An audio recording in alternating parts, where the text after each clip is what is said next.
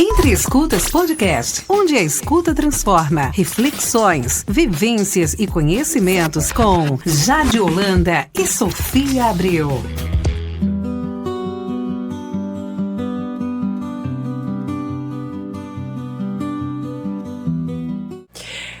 Oi pessoal, sejam bem-vindos ao terceiro episódio do nosso programa Entre Escutas Podcast.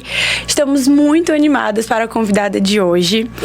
Estamos aqui na Rádio Sol Leste, onde é transmitidos todos os nossos episódios, que saem toda segunda-feira às 8 horas no nosso canal do YouTube, Entre Escutas Podcast, e também disponibilizado no Spotify, também Entre Escutas Podcast, todos os domingos às 6 horas, e transmitido ao vivo às 4 horas aqui na Rádio Sol Leste. Então, para este terceiro episódio, vamos trazer a temática de relações afetivas, não monogamia e saúde mental, com convidada muito especial. E aí, trazendo um pouquinho desse tema também, né, para contextualizar. Que sabemos que o amor é um tema que desperta muita curiosidade, muito encantamento e muitas regras sociais, né? Durante séculos, a monogamia, que é o que é mais conhecido, né? É o que nós fomos ensinados, exatamente. Por muito tempo, foi o único modelo legítimo de relacionamento. Estruturando não apenas a vida íntima, mas também o nosso olhar, a nossa percepção, como a gente enxerga, né, o afeto, o compromisso e a família. Mas, Sofia, será que essa é a única maneira de viver o amor? Será, Jade? E quando a gente fala sobre não monogamia, poliamor, dentro de uma sociedade que ainda é tão marcada por padrões rígidos, como isso é visto, né? Como isso é visto? Como isso é vivido pelas pessoas? Exatamente. E aí hoje, a gente está aqui para refletir sobre as raízes históricas desses modelos. As formas de amar. Exatamente, sobre os desafios subjetivos e relacionais, os impactos sociais e psicológicos e também explorar e pensar, né, essa forma de amor mais plural.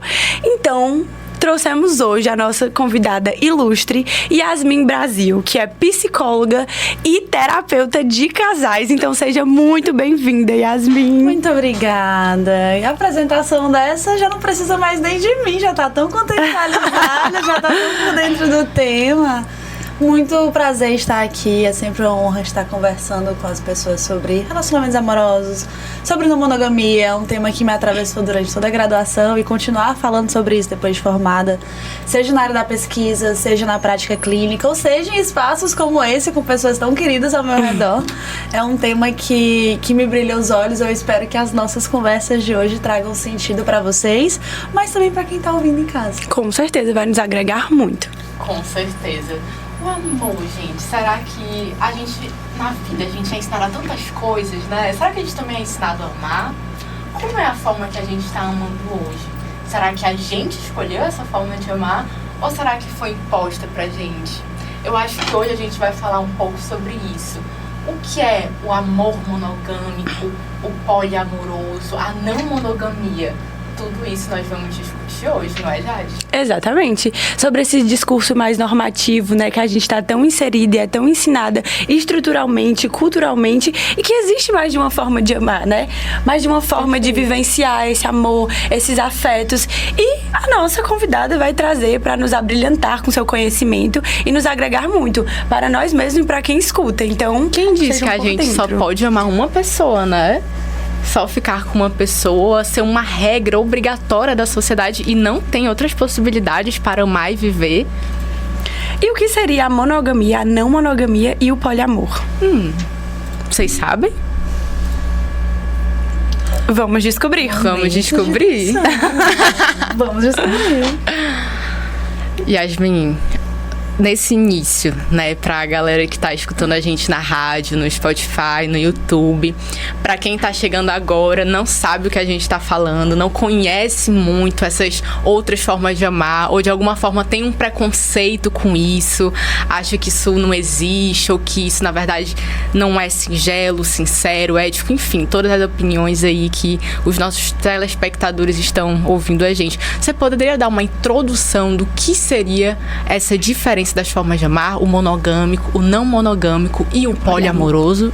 Sim, eu acho que quando a gente fala sobre amor, né, eu acho que vocês introduziram bem com essa primeira inquietação sobre o que é o amor, sobre como o amor nos foi ensinado, né, porque a Bell Hooks fala, né, no seu livro Tudo Sobre Amor, e eu acho que é bom trazer essa breve contextualização. E é uma ótima indicação também. Perfeita. É uma ótima indicação de livro, né, e eu acho que é importante a gente trazer essas perspectivas de que o amor não é meramente um sentimento.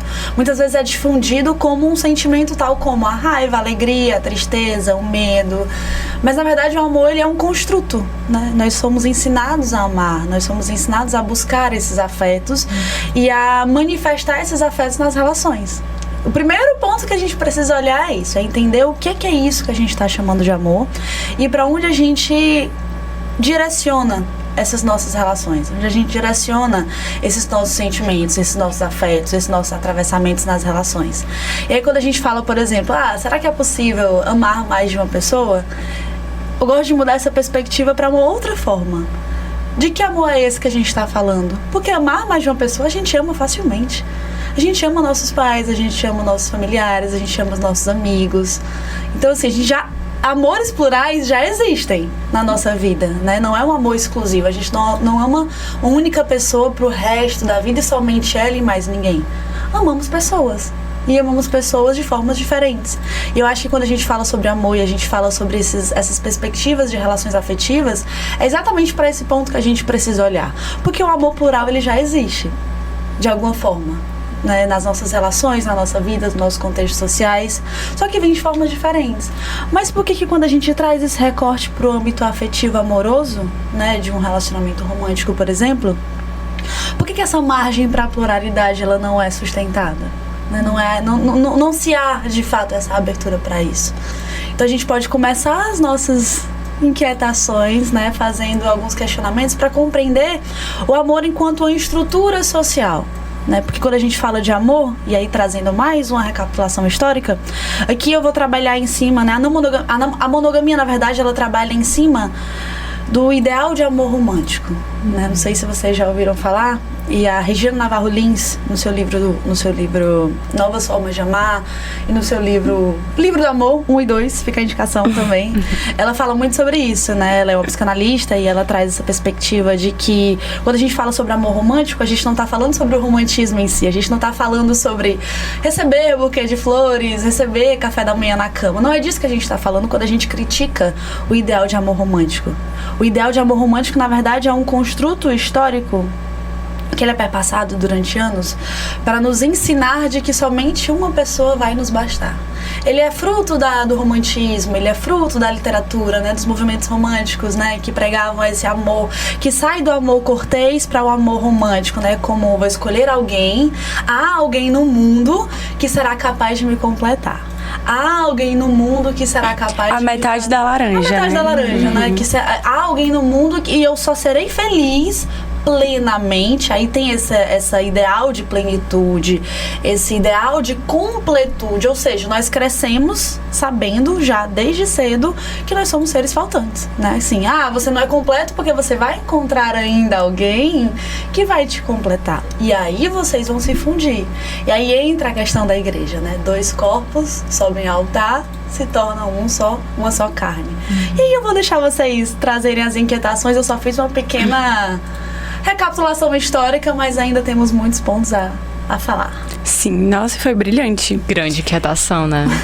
E aí a gente queria saber, dentro de um contexto histórico e social mesmo, como você entende a não monogamia e o poliamor dentro da nossa sociedade? Polêmico, né, também, mas que é fortemente estruturada pela monogamia, né, como um conceito, uma forma, um modelo único, legítimo, exato, de vivenciar o amor, exato, como você já disse muito bem.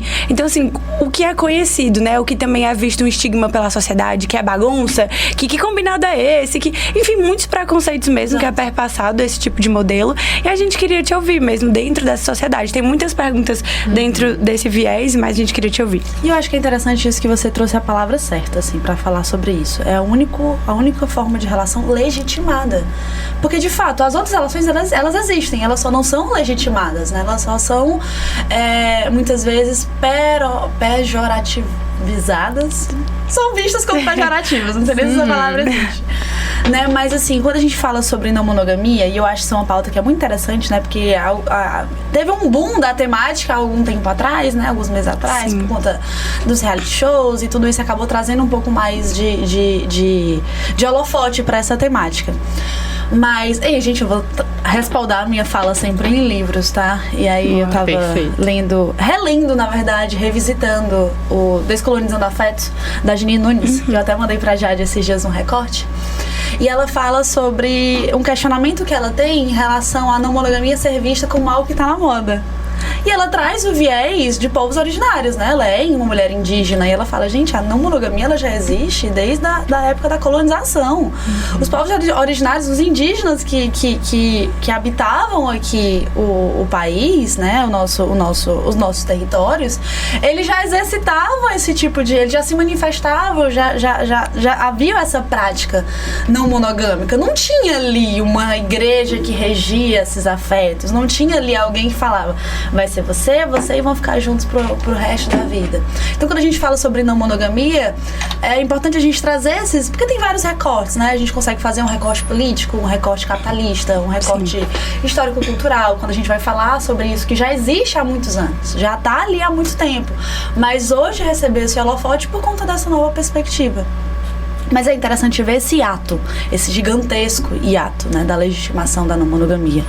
Antes das nossas terras serem invadidas, né, pelos portugueses, né, e colonizadas de fato, a não monogamia já existia como um modelo de regência da estrutura social. E é interessante que no livro dela, ela fala sobre essa questão do quanto a não monogamia, ela não fala somente da relação homem e mulher, né? Trazendo esse recorte heteronormativo, né? Mas né, nesse recorte de duas pessoas, mas o quanto a não monogamia interfere todo num contexto social, ou seja, não havia uma figura paterna e uma figura materna para a criação dessas crianças. É em tribo, é em comunidade. Então assim, as crianças eram cuidadas da mesma forma por todo mundo exercia esse papel de cuidado, todo mundo exercia esse papel de afeto. Então quando ela fala sobre não monogamia de uma perspectiva mais decolonial, é mostrando que vai para muito além de um relacionamento amoroso, romântico, afetivo, de um casal em si, mas de uma estrutura que regia toda uma sociedade, né? Então assim, amigas, parentes, avós, tias, todo mundo ali tinha a mesma postura de cuidado com essas outras crianças de alguma forma, por exemplo. E aí atualmente a não monogamia ela é vista como uma... E aí agora respondendo a tua pergunta, né? Fiz uma breve recapitulação. A não monogamia ela é vista como uma forma de questionar, na verdade, a monogamia. Elas não são vistas necessariamente como antagônicas, né? Mas quando a gente fala sobre monogamia, não monogamia e poliamor, a gente está falando sobre uma estrutura social, né? Sobre uma estrutura que respalda muitas vezes os relacionamentos amorosos. A monogamia, ela vem com essa premissa de amor eterno, de que... E na verdade, a monogamia em si, se a gente puxar mais ainda, só o termo monogamia já está quebrado há muito tempo, que monogamia é se relacionar com uma pessoa pro resto da vida. Logo, não pode nem divórcio, de casamento, é verdade, né? Monogamia, gamia de casamento. Então não poderia nem divórcio. Se fosse seguir de fato, né, o que é pregado, epistemologicamente, não poderia nem divórcio. Mas aí a gente viu que esses termos foram flexibilizados, o divórcio começou a ser mais legitimado, né? Então, assim, aquela coisa. É monogâmico, mas tem as suas ressalvas, porque entende-se, então já que não é monogamia pra ser um casamento pro resto da vida, vamos reformular socialmente, a monogamia vai ser uma pessoa por vez. E aí a não monogamia, vocês fazem a mesma cara. Porque nossa, tô tendo uma aula aqui. Não é? E a não monogamia ela vem com a perspectiva de questionar o porquê que esse sistema já tá ali antes mesmo da gente ter essa noção, né? Ou seja, escolhem por nós que modelo de relacionamento a gente vai ter. Nós crescemos em uma sociedade em que você vai crescer, já tem um roteiro, já tem um script pré-determinado, né? Então a não monogamia ela vem para questionar exatamente isso. E ela não fala somente dos relacionamentos amorosos. Ela fala de uma estrutura de liberdade individual, Né? E quando a gente fala sobre... Eu vejo muitas pessoas falando sobre isso, quando as pessoas falam sobre não monogamia, por exemplo. Eu não consigo me reconhecer como não monogâmica somente no âmbito do relacionamento amoroso. Mas eu me considero não monogâmica no âmbito nas outras bandeiras que a não monogamia levanta, que é, por exemplo, a minha liberdade de sair pra onde eu quiser, né? De ter vários amigos, coisa que hoje em dia a gente vê como algo que, existem relacionamentos monogâmicos que flexibilizam isso, tudo bem. Mas aí a gente tá falando da nossa bolha. Quando a gente fala sobre a monogamia em si, quantas vezes vocês, né? Vocês enquanto psicólogas, vocês enquanto amigas, mulheres, enfim, ouviram que eu não posso sair de casa sem o meu marido deixar. Eu não posso fazer tal coisa, tem a senha do meu celular, tem que saber onde é que eu tô, tenho que mandar foto de onde é que eu tô. Então, assim, é uma regência o tempo todo, né? Uma vigilância o tempo todo. Então, essa seria, teoricamente, a base de uma monogamia. Do que se prega de uma estrutura de que, você não precisa ter outros amigos, porque, teoricamente, só nós dois vamos nos bastar.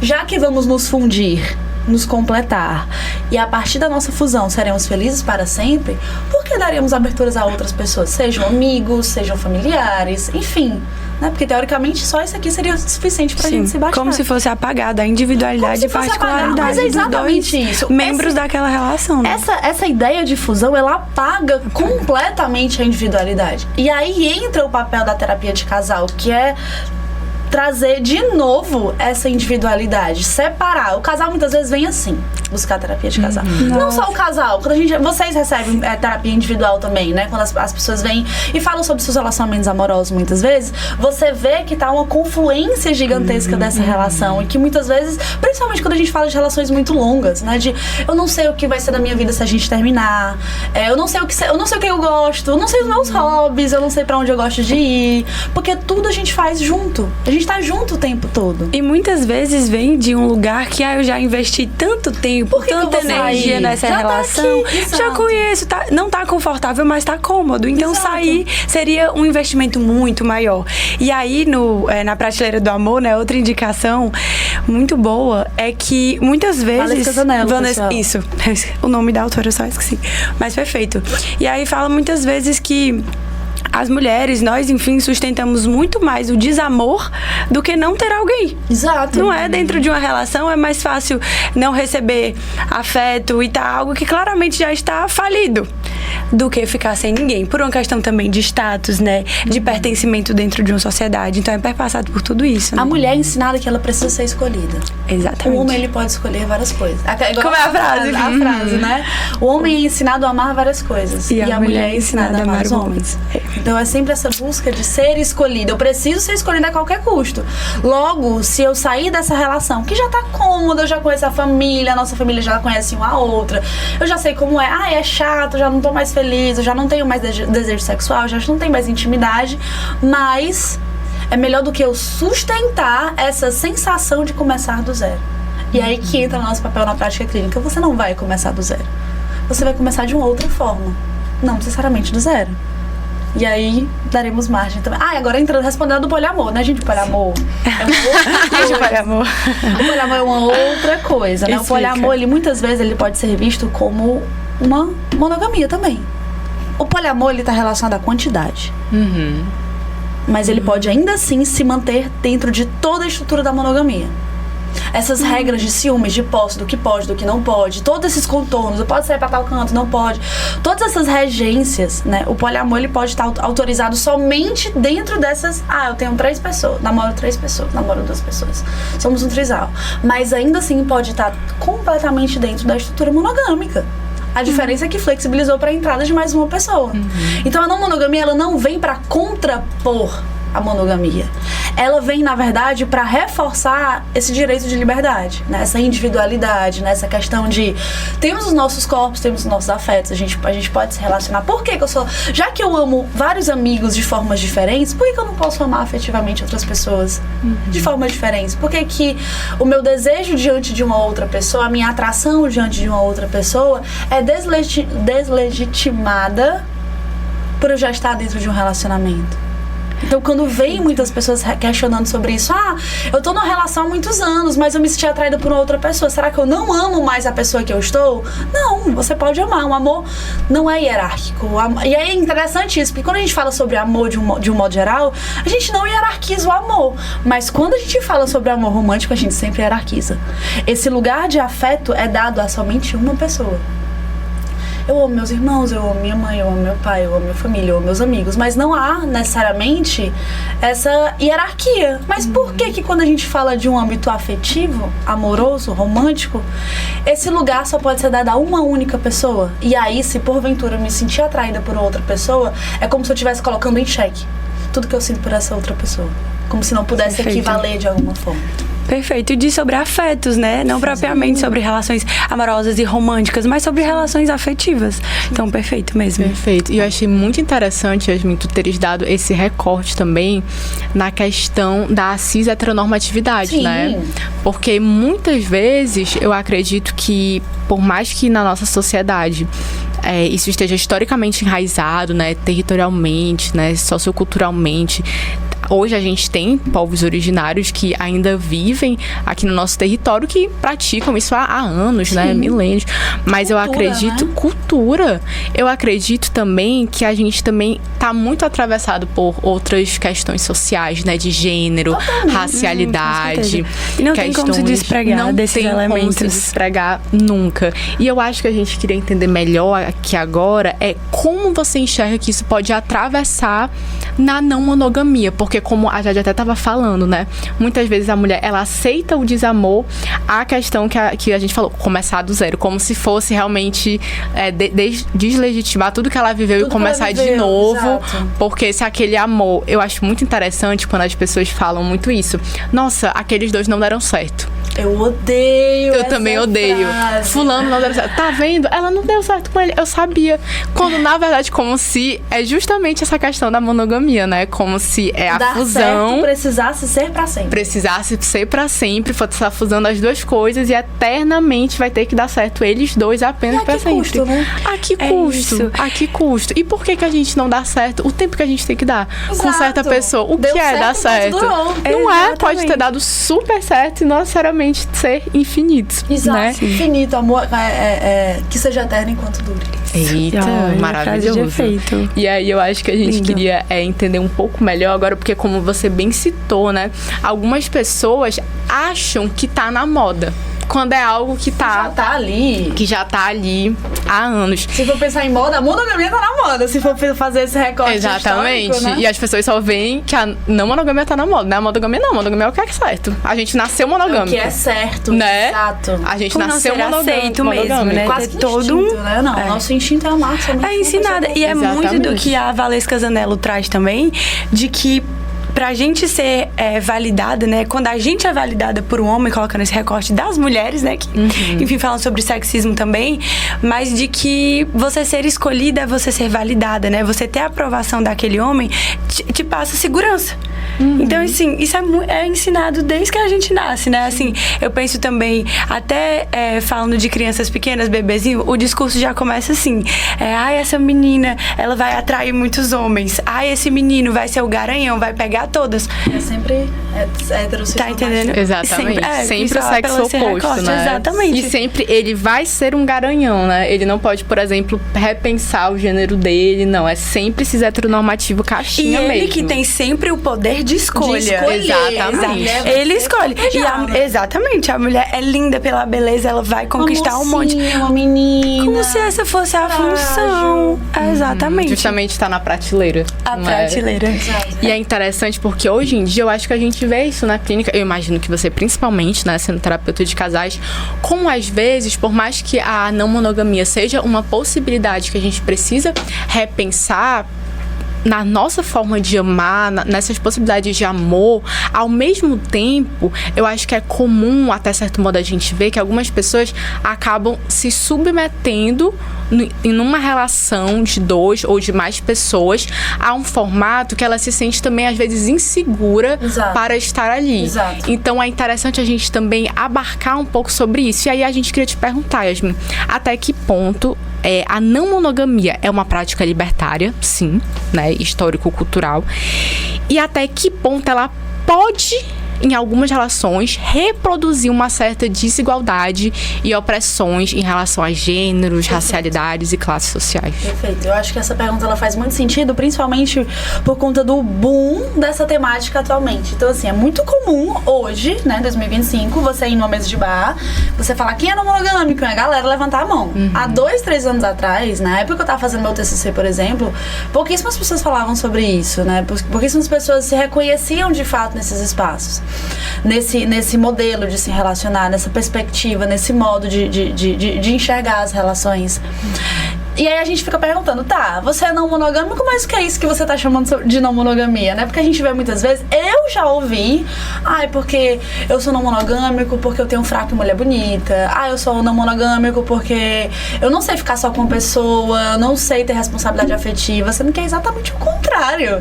A não monogamia, na verdade, ela vem pra você se fazer presente nessas relações, e isso demanda muito mais presença, isso demanda muito mais responsabilidade. Porque você está escolhendo estar em relações. É diferente de uma solteirice, por exemplo, né? A vida solteira, a solteirice, o termo solteiro, ele é um termo da monogamia, que é pra dizer que a pessoa que a pessoa está disponível no mercado. Né? A pessoa casada, aí tem solteiro, namorando e casado. Ou tá na pista, ou tá fechado. Exato. Né? Ou tá exclusivo. Né? É pra dizer se eu tô de bandeira verde, se eu tô de bandeira vermelha, né? Então a solteirice, ela vem nesse lugar de se eximir muitas vezes de ser responsável afetivamente com as pessoas. Eu vou pegar, eu vou ter relações sexuais, eu vou ficar, eu vou deixar passar, eu vou dar ghosting. Aí começa todos esses termos que ficaram mais conhecidos, né? O love bombing, o ghosting, enfim. E aí, quando a gente fala sobre esse recorte de gênero, por exemplo, a gente precisa entender de que lugar é esse que a pessoa tá se reconhecendo como não monogâmica, né? Justamente para entender se nada mais é do que um discurso que tá na moda, né? Um discurso de que, eu só vou usar isso porque é mais fácil eu me intitular não monogâmico do que eu dizer que eu tô solteiro, querendo ficar com todo mundo. Não, eu sou não monogâmico porque é mais cool, é mais bacaninha, né? É interessante. Eu não se apegue a mim porque eu tô interessada em várias pessoas. Então é como se o estar solteiro desse margem a essa pessoa está procurando alguém, logo ela tem interesse em namorar. E o não monogâmico desse margem a essa pessoa ela pode ficar com várias pessoas, eu tenho bandeira verde pra ficar com várias pessoas. Então é importante a gente problematizar de onde esse discurso vem, porque muitas vezes vem sim como violência, né? E principalmente quando a gente fala desse estágio de sair de uma relação monogâmica, abrir a relação pra de fato se reconhecer ou não dentro de uma relação não monogâmica, né? E eu costumo até dizer que relacionamentos abertos podem ser um meio de transição entre a monogamia e a não monogamia, né? Porque de fato essa possibilidade vamos juntos aqui, consolidar os nossos combinados, porque o relacionamento aberto não é não monogamia, né? Porque justamente porque sai de uma lista de combinados e vai pra outra, né? Mas ainda assim tem as suas flexibilizações. E aí você escuta, por exemplo, nos discursos, eu e meu namorado, em discursos héteros cisnormativos, por exemplo, eu e meu namorado temos relacionamentos abertos, mas eu só posso ficar com outras mulheres. Ele não deixa eu ficar com outros homens. Aí você fica, então, vamos muito lá. Comum, né? Isso é mais fetichismo do que, de fato, uma autorização. Mas eu só posso ficar com outras mulheres se ele estiver presente pra assistir. Eu disse, então, deixa eu te dizer uma coisa. Não me parece bem não monogamia, tá? Então, assim, a gente tem que começar também a problematizar esses discursos. Porque muitas pessoas falam sobre não monogamia de vários lugares diferentes. Aí você fica, então... Aí gera essa sensação de, eu não consigo entender os contornos. Eu não consigo entender o que é e o que é que não é, porque eu conheço a pessoa... Porque você só pode se reconhecer. Eu me reconheço, logo eu visto a minha camisa do lugar de fala e eu posso difundir a palavra da não monogamia como se fosse a coisa mais certa do mundo. Só que quando você vai ouvir esse discurso, não tem um pingo de letramento político, né? Não tem um pingo de letramento de gênero, de letramento de raça, de letramento cultural. A pessoa só tá olhando pra si. E aí vai totalmente contra essa ideia de liberdade, essa ideia de respeito ao outro, essa ideia de experimentação das relações, e passa a uma grande fetichização, né? Não, quero pegar várias pessoas e vou me titular não monogâmico porque é muito mais fácil, porque eu sei que é muito mais autorizado. Então a gente também, saindo daqui, vocês que estão ouvindo, enfim, de começar a problematizar de onde vem esses discursos em que as pessoas se reconhecem como não monogâmicas, pra entender, você é mesmo não monogâmica? Vem cá, vamos sentar aqui. O que é isso que você tá chamando de não monogamia? O que te fez sustentar essa decisão, né? Se reconhecer de fato nesse lugar? Perfeito. A gente não tem que acrescentar. A gente tem que tirar uma vírgula e um ponto. Perfeito. Lacrou. Vai, Beba, por favor. Gente, como é interessante a gente estar falando aqui disso, né? Porque muitas vezes a gente vive numa sociedade que tem muitas regras e principalmente, majoritariamente, tem também aí uma religião que é pregada, que é o catolicismo, né? Na lei, o nosso país, ele é ele é laico, mas assim, na prática, a gente vê que tem aí uma normatização muito grande também do catolicismo, sim, da Bíblia, e como isso também perpassa nas nossas relações, né? Quando você falou essa questão de se transformam em uma só carne, como isso acontece, como isso é muito comum e como às vezes essas pessoas acreditam que isso esteja certo, mas não porque... E tem uma diferença aí, né? Tem uma diferença de você estar confortável, você gostar de ser monogâmico, você se sentir confortável, porque não é que é errado, é questionável. Não é pra você também repensar, como você disse, é uma forma, né, de você viver. Mas também, como principalmente algumas pessoas acabam se blindando por outros estereótipos para estarem naquelas relações, ou para não se separarem, ou para sofrerem violência, ser vítimas de violências domésticas. E quando hoje a gente tem uma gama de leis que podem amparar essas mulheres, exato, mas somos uma só carne, eu tenho que respeitar, tenho que sustentar até o fim. Bom, Yasmin, a partir dessa ótima introdução e contextualização, né, que você nos deu, a gente queria saber melhor, hoje, quais os maiores desafios emocionais, que eu acho que tem tudo a ver aqui com o que a gente está trazendo, né? Principalmente você que tem essa experiência com terapia de casais, os maiores desafios emocionais e relacionais que as pessoas experimentam ao viver a não monogamia ou a começar a viver, a experimentar a não monogamia. Eu acho que quando a gente fala sobre sentimentos e sobre percepções em relação a contextos amorosos, muitas vezes me chega à clínica demandas como, eu sinto ciúmes, eu me reconheço enquanto não monogâmica, por exemplo, eu sinto ciúmes e eu gostaria de não sentir mais. Então, o meu papel enquanto terapeuta, muitas vezes, é autorizar esses ciúmes. Ciúmes é um sentimento como qualquer outro. Ciúmes não é exclusivo da monogamia, ciúmes é da vida, né? Você sente ciúmes desde que você se entende por gente, né? Então, isso não fala sobre necessariamente você estar ou não confortável com esse tipo de configuração afetiva, né? Pode ser, mas a nossa reflexão, na verdade, é entender de que maneira essas estruturas, elas respaldam a forma como essa pessoa se reconhece nesse lugar, né? Sobre sentir ciúmes, sobre sentir insegurança, sentir posse, né? Porque a posse, sim. Essa ideia de ciúmes enquanto prova de amor vem da monogamia. Essa ideia de ciúmes enquanto posse do você é meu, você vai mandar sua localização, eu vou escolher a sua roupa, você não vai sair, eu vou pegar suas redes sociais, eu vou tirar todo mundo que você segue. Então, assim, esse contexto é completamente legitimado dentro de um relacionamento amoroso. Se a gente visualizar isso por fora, a gente reconhece isso como violência. Isso é uma violência. Você tá mexendo nas minhas coisas por mim, né? Você está tomando decisões por mim, você está me coagindo a escolher o que eu devo ou não fazer. Então, muitas vezes a não monogamia, ela vem, né? E eu pesquisei sobre isso quando eu fiz a minha pesquisa de TCC. A sua pesquisa foi sobre o mito do amor romântico, né? Pode até articular com essa pesquisa, porque é genial. É porque eu acho que quando a gente fala sobre não monogamia, eu, pelo menos, eu sou uma pessoa que gosta muito de trazer contextualização histórica. Então, eu não ia começar falando sobre não monogamia, falando exclusivamente sobre não monogamia. Sim. Eu quis falar. Então, a minha pesquisa foi sobre as interferências, né? O modo como o mito do amor romântico, esse ideal de amor romântico, esse ideal de completude, de alma gêmea, de felicidade eterna, né? De fusão, na verdade, influenciou as pessoas a não se reconhecerem mais nesses lugares de relacionamentos monogâmicos e começarem a se perceber em relações não monogâmicas. E todas as pessoas entrevistadas falaram que já vieram de um modelo monogâmico em algum momento da vida. E no fim das contas, se a gente esticar bem a baladeira e parar pra pensar, por mais não monogâmica que a pessoa seja, a gente nunca vai conseguir exercitar exercitar plenamente a não monogamia, porque a gente vive uma sociedade que espera uma escolha afetiva, que espera que alguém se sustente na minha vida pro resto da vida. Então, assim, existe muito essas bordas, né? Aquela coisa, eu quero fugir do sistema, mas o sistema tá em mim. Eu cresci nesse sistema, né? Então, quando as pessoas começam a refletir sobre as suas perspectivas de relacionamento, por isso eu gosto de dizer que relações abertas, elas podem ser uma experimentação, né? Uma porta de entrada, justamente para entender que é possível. Vai que no meio desse tempo, eu comecei a me apaixonar por outras pessoas. Eu tenho medo, e muitas pessoas falam isso, eu tenho medo de abrir minha relação e a minha parceria se apaixonar por outra pessoa. Tá, mas spoiler, isso pode acontecer até na sua relação fechada. A gente não tem como ter essa garantia. A gente não tem como garantir a escolha do outro, garantir a presença do outro.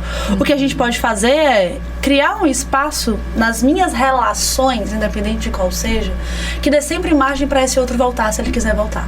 Né? E aí muda essa perspectiva. O amor, ele não está ali porque ele tem que estar, porque tem que ser assim, mas porque a gente quer. Eu quero que você esteja na minha vida, eu quero me fazer presente na sua vida. Esse final de semana, vamos ficar juntos. Essa semana, lembrei de você, vamos sair, né? Então você vê que a presença, ela muda. Ela deixa de ser uma obrigação, tipo, precisamos fazer. Porque eu vejo muito isso nos discursos das pessoas. Isso me inquieta muito desse discurso de eu só posso ir pra tal canto com meu namorado, eu só posso ir pra tal canto com minha namorada, a gente tem que fazer. Você vê o quanto é enrijecido essa questão do precisamos fazer tudo junto. Deixa eu ligar pra minha parceria pra saber se ela tá disponível pra gente sair esse final de semana pra ir pro teu aniversário. Não, mas vamos só você. Não dá. É porque eu não posso sair sozinha. Você fica... Aí torna essa obrigação de tudo ser feito em conjunto. E aí, quando a gente dá espaço pra isso, quando a gente dá essa liberdade pro outro ficar porque ele quer ficar, a gente vê de fato quais são as relações que se sustentam. Quais são as relações que ficam, de fato. Isso é muito interessante te ouvir, porque, Perfeito. assim, promove a liberdade, a identidade, né, as particularidades. A escolha de fato, né? Enquanto indivíduos, né? Sim. E é interessantíssimo, porque é algo que eu recebo na clínica, sabe? E, assim, é um discurso muito quando você traz essa questão de eu só posso ir com meu parceiro, né? Tudo só pode ser feito como se virasse uma carne só. Exato. E aí não oferece esse espaço pro outro ter essa liberdade, porque, cara, e isso já tá tão enraizado que se torna um padrão muito rígido, né? E que a pessoa nem questiona. Então, eu acho que esse seu trabalho, assim, como terapeuta de casais também, que eu acho que tá crescendo, né? Sim, assim, essa procura, a busca, não né? Não é mais só pessoas casadas. Não, agora pessoas que estão em namoro também.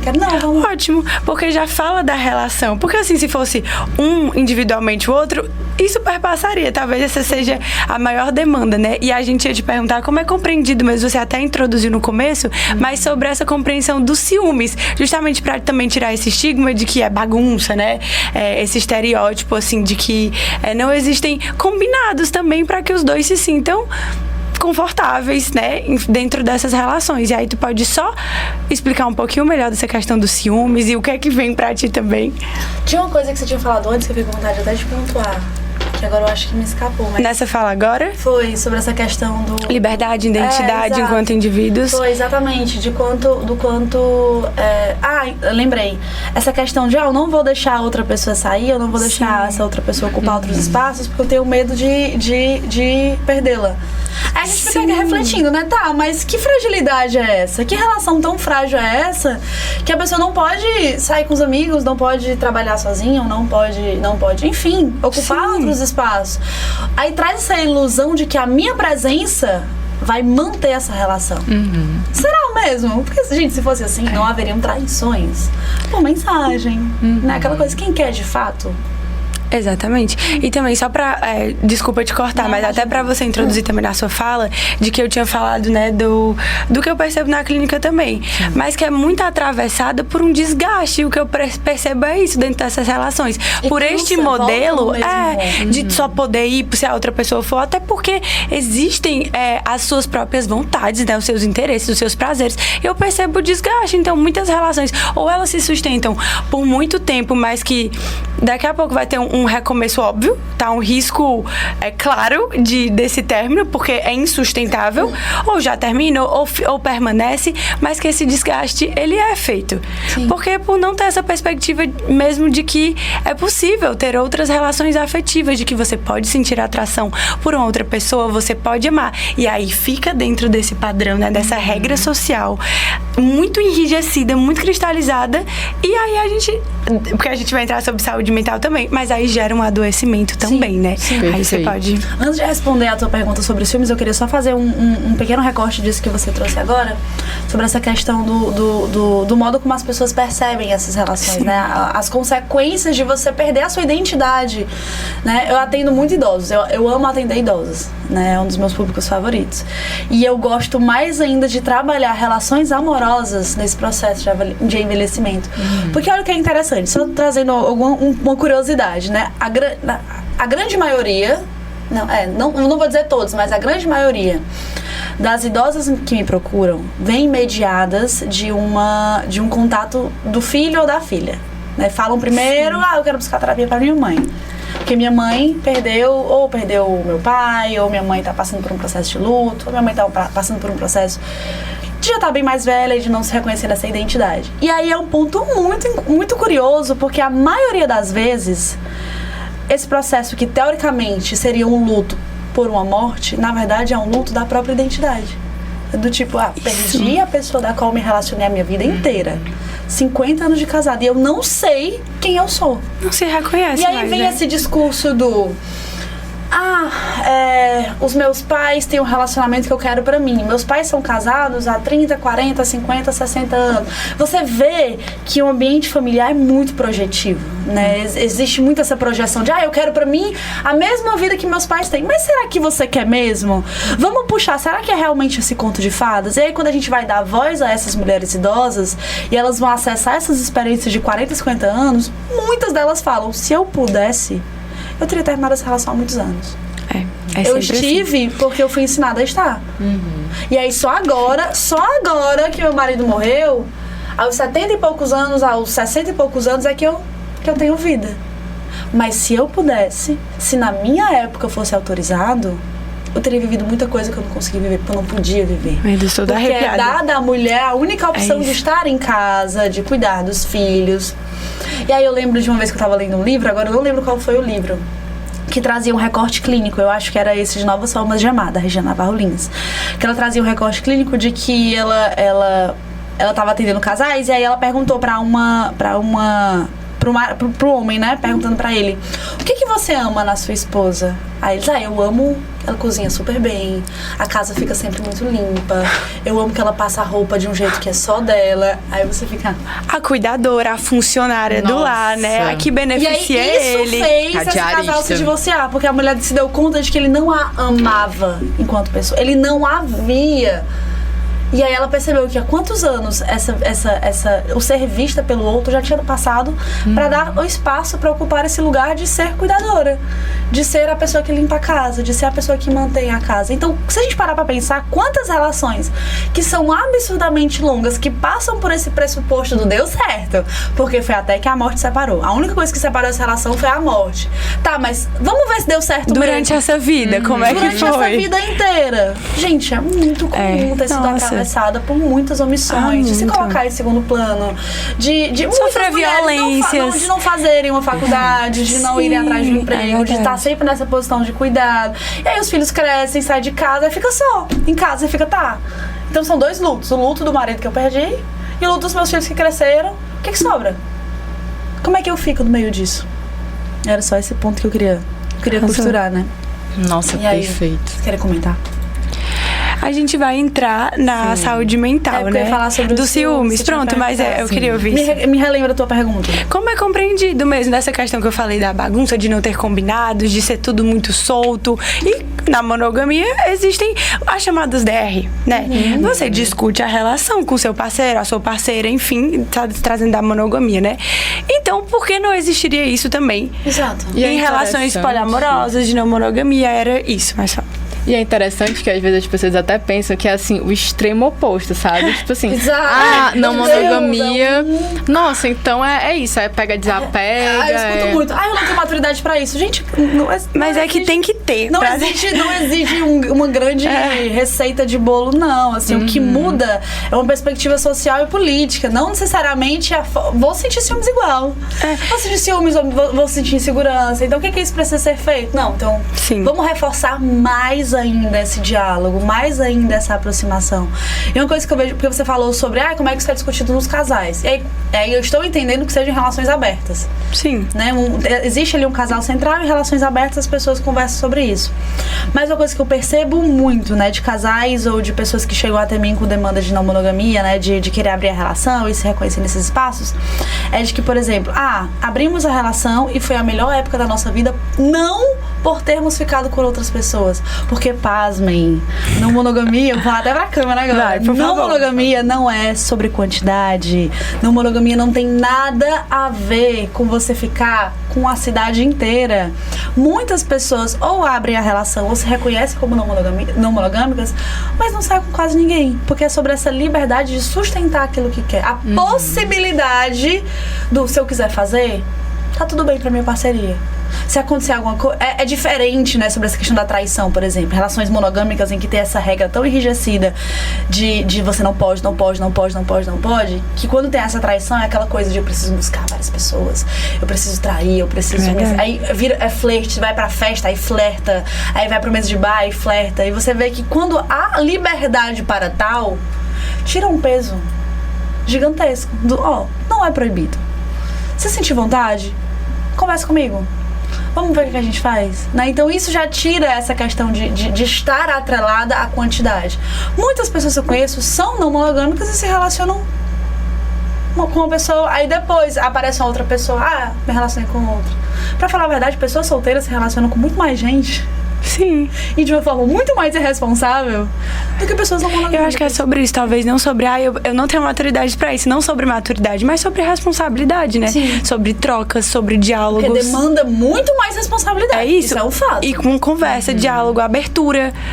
Poxa, é legitimado você dar ghost, é legitimado você estar solteiro. Eu vou sair com pessoa. O sexo foi horrível, o beijo foi horrível. Eu vou sumir.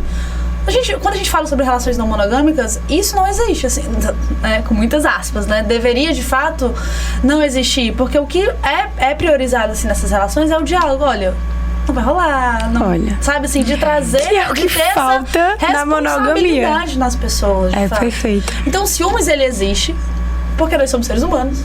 Né? Não é porque a pessoa se reconhece ou se percebe ou experimenta uma relação não monogâmica que isso não é um botãozinho que você vira, né? Então quando as pessoas chegam à clínica, eu quero curar o meu ciúmes, eu quero deixar de ser ciúmes, eu falo, olha, se você descobrir, você me avisa, porque eu quero aprender também como é que faz isso, se houver de fato essa possibilidade, porque no fim das contas o nosso movimento aqui não é condenar os ciúmes, mas compreender como ele vem, o que ele tá te comunicando, onde é que ele toca, como é que você percebe ele, como é que você sente. É bem fenomenológico, né? Perfeito. Por favor, que a gente sempre traz, não tem como. Mas aí compreender não os ciúmes em si, não o sentimento, mas o que ele tá te comunicando. De que maneira ele vem, é só observar, como é que ele vem, né? O que ele te diz. Perfeito. Porque o ciúmes ele pode ser vivido de várias formas diferentes, né? A questão é que muitas pessoas colocam tudo num saco só.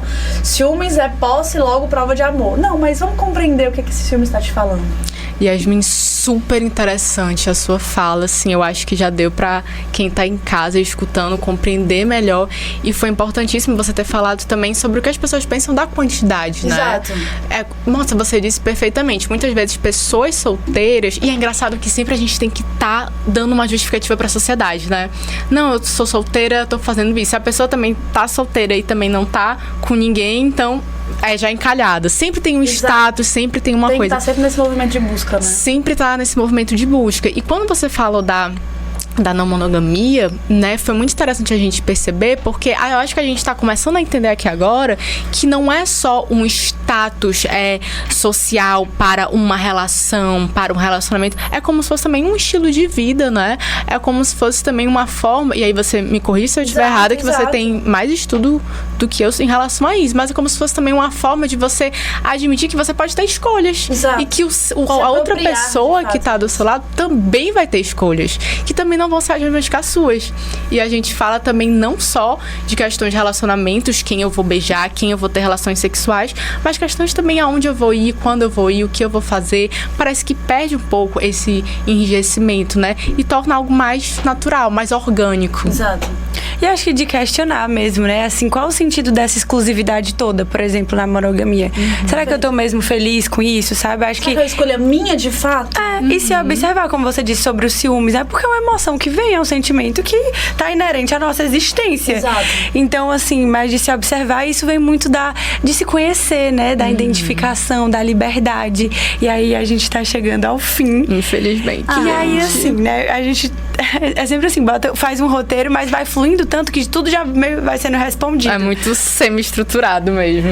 E aí, assim, fazer uma última pergunta, que se você puder articular, porque tudo perpassa, né? Mas assim, com a clínica, com o social, com a saúde mental, que você já tá falando muito bem, mas eu acho que é um ponto polêmico, assim, que traz muito cultura, política, sociedade, que, na verdade, você fez um vídeo desse no Instagram, inclusive sigam lá, galera. Perfeita. Essa musa, ela sempre traz alguma reflexão pra dar um boom, assim, na cabeça, mas que foi o post do ator, do Matheus Solano, né? Após 17 anos, resolveram abrir a relação e aí terminou. E cai todo mundo, caiu em cima. Por terem aberto a relação, casal de 17 anos termina. Exatamente. E aí eu vou fazer essa pergunta. E aí você até pode articular com as suas demandas mesmo clínicas, porque a gente traz esse lugar também, né, do emocional, do psicológico.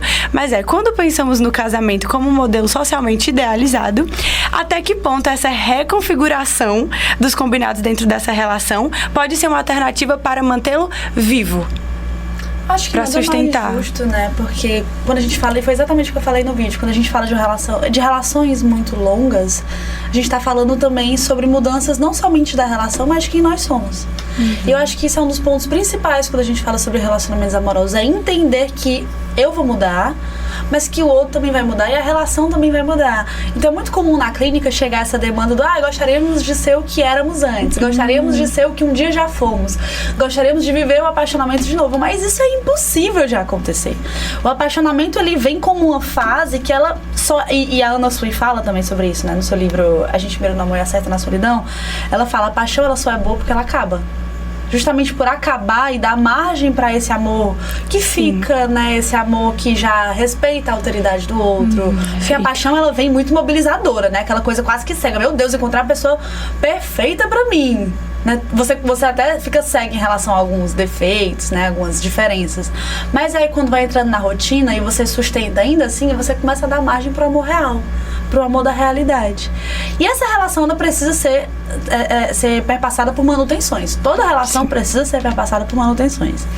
Eu sempre costumo falar sobre isso, né? Se relacionar é muito difícil, se apaixonar é a parte mais fácil. Se apaixonar é muito fácil.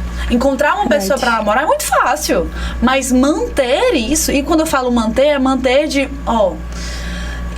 já não tô mais gostando mas você sempre gostou disso. Não, mas já não tá mais fazendo sentido pra mim. Vamos conversar vamos fazer sobre dessa outra forma. Mas é aquela questão do mas isso sempre foi óbvio. Tá acontecendo? Não, então por que deixou de ser óbvio? Então o óbvio precisa ser dito, né? A gente precisa fazer esses ajustes na relação. E aí entra essas possibilidades de experimentar os seus relacionamentos de várias outras formas. Eu atendo muitos casais que passam por essa... Obviamente não é sugerido por mim, né? Mas eu vejo que traz muito essa questão de estamos juntos há 10, 15 anos, eu quero experimentar outras coisas, né? Eu começo a perceber que o desejo já não é mais o mesmo. Então o que vocês pensam sobre isso? Não, quem sabe a gente ou chamar uma outra pessoa pra participar, ou então nós dois sozinhos irmos em outros lugares, né? Visitar outros espaços, ou então quem sabe deixa eu ter um date com uma pessoa. Tá certo, você vai ter um date com uma pessoa e aí faz fazem as regrinhas, né? Do que pode, do que não pode. Aí quando retorna, como é que você se sentiu sabendo que eu tive esse date? Não, tudo bem, agora deixa eu também, tá certo, vá. Então, sabe, de entender que a relação, pra se consolidar de fato como uma relação que faça sentido, ela precisa ter essa autenticidade. Não somente as regras dos outros, essa regra social do que deveria ser feito. Porque no fim quem tá vivendo é você. É você e a sua parceria. Então por isso que eu trago sobre essa questão da autenticidade. Vamos conversar sobre isso. Ai não, mas isso é errado. É errado pra quem? Isso não pode. Não pode por quê? Vamos aqui. Realmente, isso seria um grande problema pra você se eu tivesse um date com outra pessoa? Não, parando pra pensar agora, acho que não. Vá.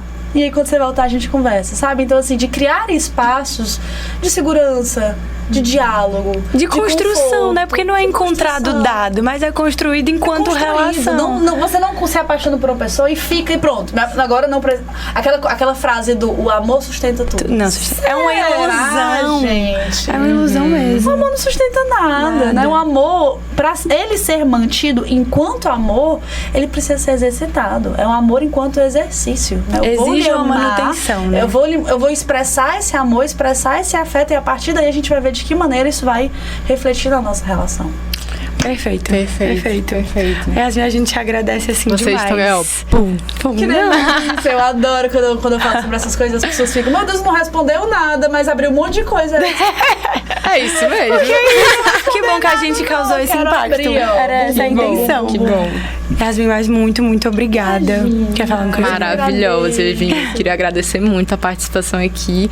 E eu acho que também, pra quem também for procurar a Yasmin, né? Se quiser deixar teu contato, o Instagram dela tá aí na tela também. Na tela. Vai estar passando. E eu também queria dizer que só pra gente fechar mesmo, o papel um pouco da terapia de casal, né? Porque eu acho interessante, porque algumas pessoas acham que a terapeuta de casal vai, às vezes, salvar o casamento, né? Então, assim, pra quem estiver super interessado na Yasmin e quiser ir lá fazer, vai entender que vai salvar o casamento, que vai ser felizes para sempre, quando na verdade vai abrir possibilidades. Inclusive até para um término, mas bem. Consciente, de acabar bem, saudável. Consciente, saudável. Como muitas vezes a terapia, ela abre possibilidade também pra gente se reconhecer. Exato. Né? Como indivíduo, Exatamente. como casal. Pra si. É um resgate, né? Da sua essência, da sua identidade, de buscar uma vida com mais significado, né? Com sentido. Mais sentido. Perfeito.